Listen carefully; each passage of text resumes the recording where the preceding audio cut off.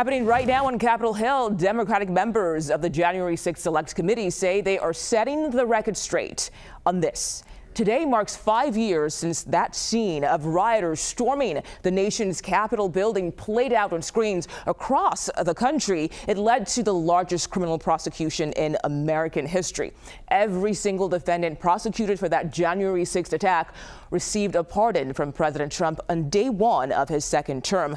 Now the top Democrats in the House, Minority Leader Hakeem Jeffries, says he will not let lawmakers rewrite history.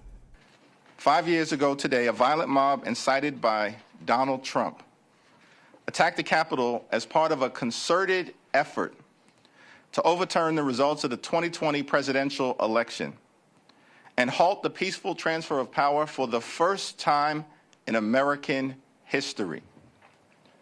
This bloodthirsty, treacherous mob brutally assaulted police officers and seriously injured more than 140 brave men and women of law enforcement.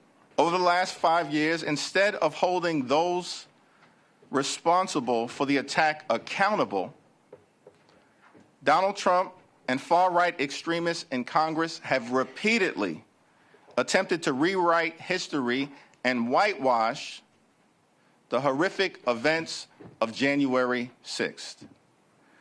We will not let that happen. Let's go live to Washington and CBS News Justice reporter Jake Rosen. Jake, as this hearing unfolds, there are some Senate Democrats who are also planning to introduce new legislation on this. Can you walk us through this legislation? That's right, Mugo. There's two different bills that Senate Democrats, again, we should remind our audience, Democrats do not have control of the Senate, so very unlikely these bills would ever pass or get signed by President Trump if they did pass the Senate and the House. But they would stop the White House and Congress from potentially creating a victim fund for some of the rioters to get paid out for what this administration may see as improper prosecutions of them. There's another bill that's also under consideration that could get potentially pushed to a vote that would also stop the Department of Justice from reaching civil settlements with some of these rioters who were accused of assaulting police officers 5 years ago this afternoon.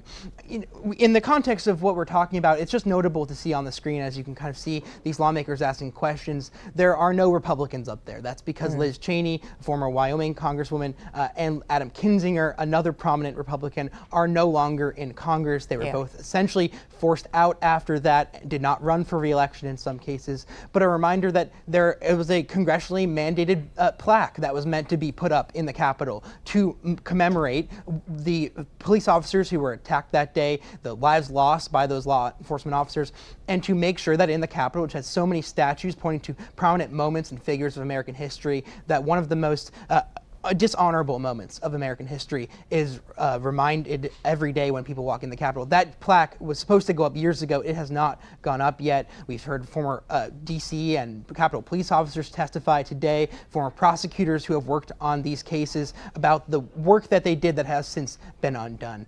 As they look forward to how to find some kind of closure on this event, and the White House is not holding any kind of commemoration of this, and President Trump has praised those people who stormed the Capitol, and we saw those pardons come out in the first weeks of his administration earlier this year. Yeah, and Jake, some of the pardon defendants, they are gathering for a march outside the Capitol. What are their plans out there today? That's right. Some of the most extreme people, those who were prosecuted for assaulting not just law enforcement officers, but seditious conspiracy to try to overthrow the government that day. Those who were accused of having a full plot to potentially overthrow the congressional proceedings that were going on. They're marching today in honor of Ashley Babbitt, who's one of the rioters who was shot and killed by a Capitol police officer on the Capitol that day in the afternoon.